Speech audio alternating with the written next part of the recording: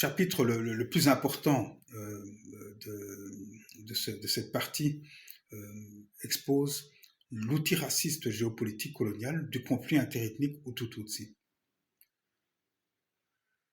Donc, mesdames et messieurs, je le dis clairement, le soi-disant conflit ethnique entre Hutu et Tutsi est une construction coloniale. Ce n'est pas un conflit ancestral, comme on nous le répète depuis des décennies. C'est un outil raciste, géopolitique, géostratégique et géoéconomique créé et instrumentalisé par les puissances coloniales et néocoloniales. Dans cette partie du livre, j'identifie donc l'acteur principal choisi par les colons pour alimenter cet outil, notamment le Muhima, le Hima burundais, Dingomayu Burundi.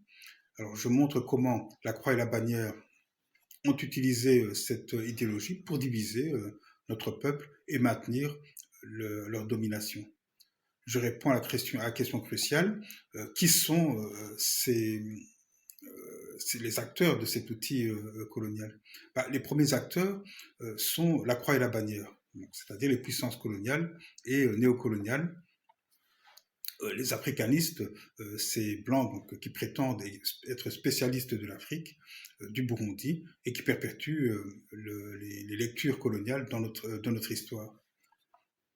Ça, c'est les premiers. Les seconds acteurs sont l'élite burundaise, néocoloniale, afro-pessimiste. Cette classe dirigeante locale qui a intériorisé et reproduit les logiques coloniales, devenant complice de l'oppression de son peuple, de son propre peuple. Et je conclus cette partie sur une note d'espoir décoloniale, car comprendre les mécanismes, c'est déjà commencer à s'en libérer. Alors, la troisième partie de mon livre va aborder directement les réfugiés du Burundi, avec un constat paradoxal mais essentiel. L'élite burundaise est à la fois victime et porteuse de la colonialité.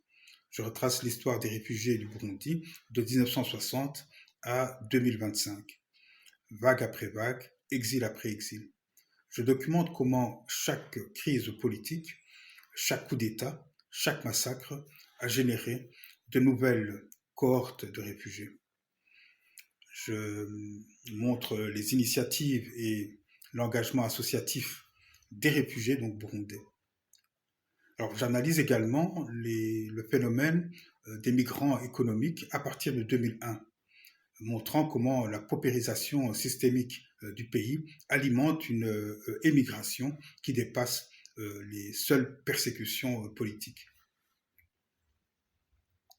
Je pose la question des responsabilités politiques et je reviens à la croix et la bannière, les véritables responsables de ce désastre humanitaire qui perdure depuis 6 décennies.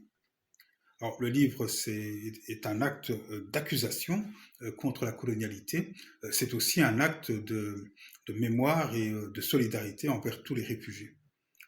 Combien de familles déchirées, combien de générations nées en exil, coupées de leur terre ancestrale, combien de traumatismes intergénérationnels, combien de vies brisées par un système colonial qui refuse de mourir. Alors, en écrivant ce livre, je veux que les réfugiés burundais comprennent qu'ils ne sont pas responsables de leur exil, qu'ils sont les victimes d'un système géopolitique qui les dépasse. Mais aussi, s'ils veulent se réapproprier leur histoire, déconstruire les mensonges coloniaux et œuvrer à une véritable décolonisation.